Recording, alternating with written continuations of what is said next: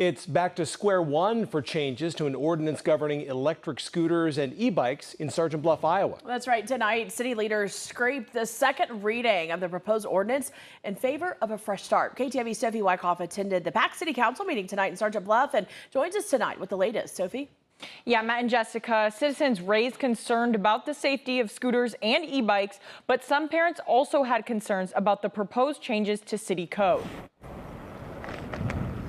Tonight, the City Council had the second reading of changes to the ordinance, but after hearing from several parents and citizens, council members unanimously voted to kill that second reading and use tonight's comments to revamp the ordinance and start with the process over again with the first reading. Sergeant Bluff's mayor says it meant a lot to have so many people voice their opinions. He said safety is number one. Bottom line is safety. I mean, that's a concern how these kids, the young youth, are just not obeying the traffic laws. So yes, it's through the education process.